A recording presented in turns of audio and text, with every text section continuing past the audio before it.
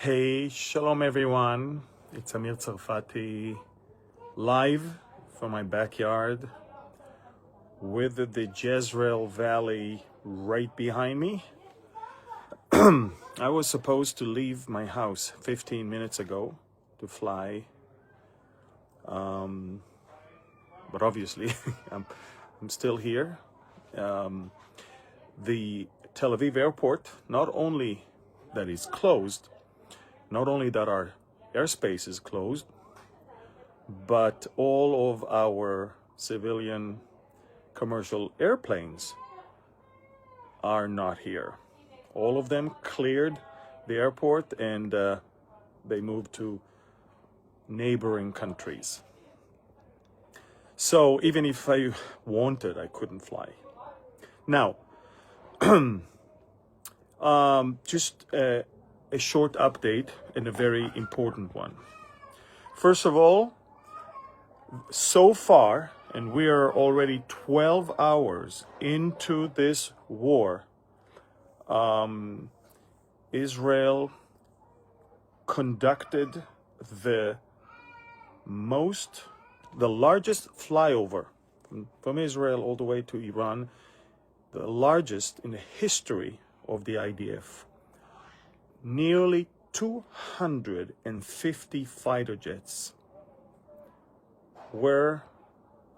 took place in that particular flyover. And the opening strike was the shocking strike that may have killed the Supreme Leader Khamenei. We know that ever since the strike, no one managed to contact him.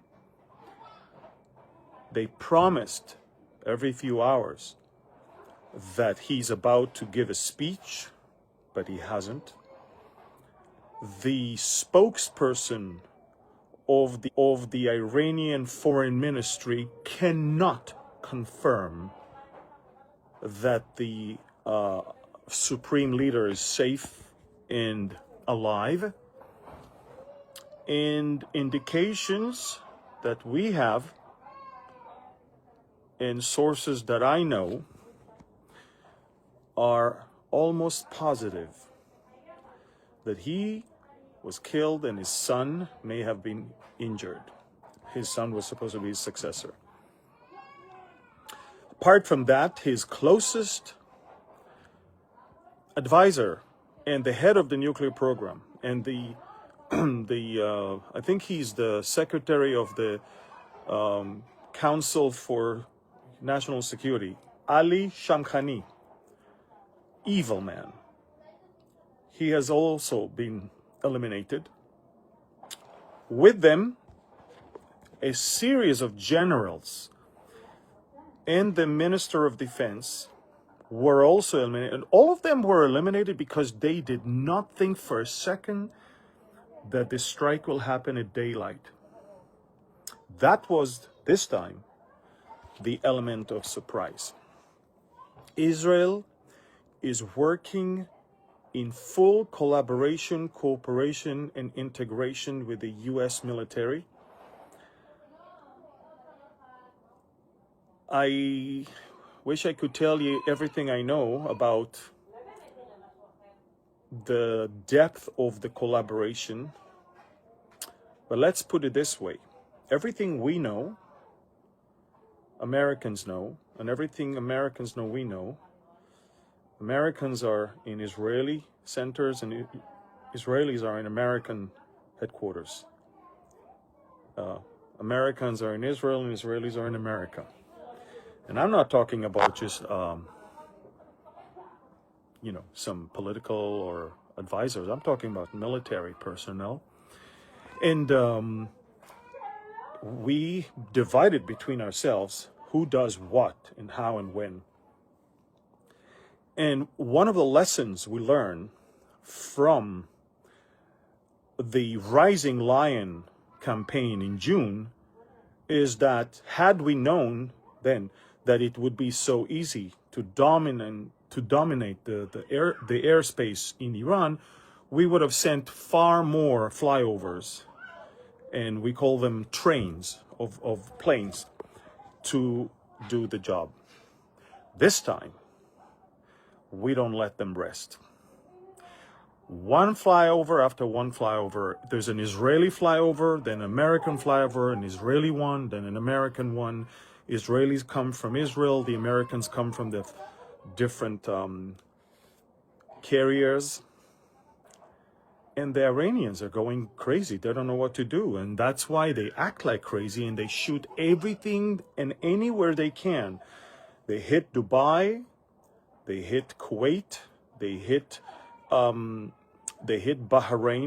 They're hitting civilian residential places and hotels.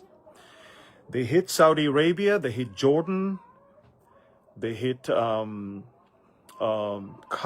Qatar was pounded. Those stupid Jew haters thought that they're the besties of the Iranian Ayatollahs, and the Ayatollahs are pounding Qatar with more than 33 missiles and drones. So we are watching something unbelievable, and from sources that I have in the Israeli military, we're going all the way this time.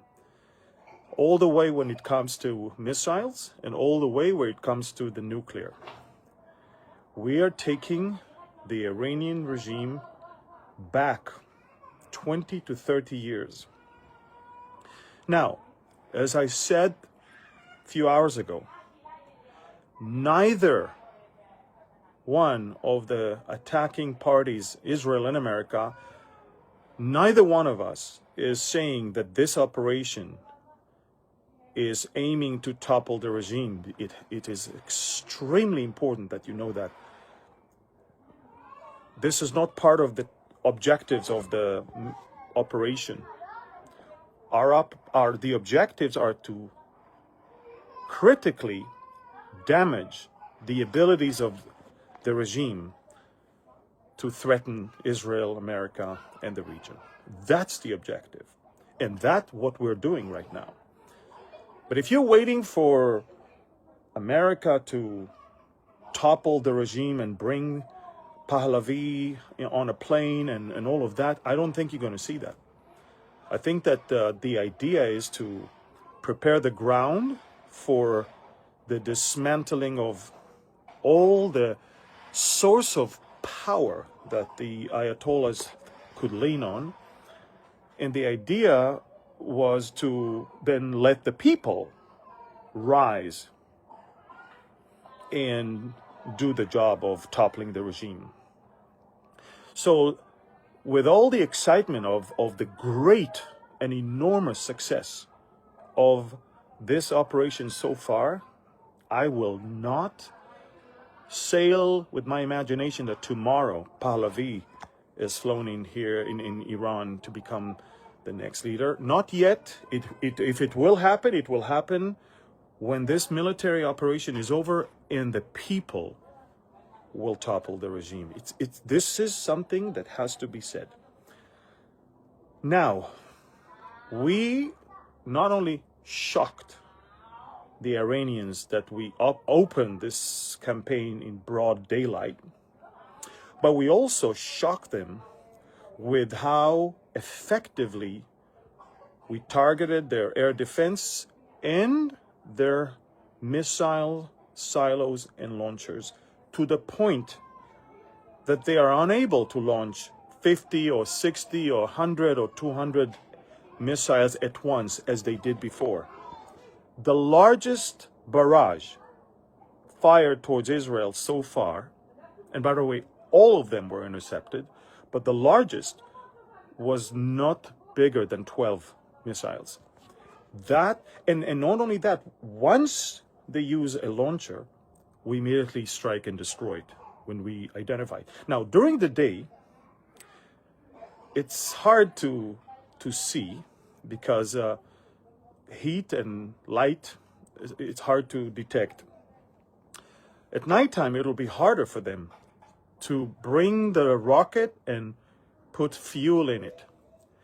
Most of the solid fuel rockets that you can already fuel them before you bring them on the launcher, most of those are gone. So they're now left with the less advanced missiles that requires the fueling to be done right on the launcher. And when they bring it to the launcher and start refueling, we hit them.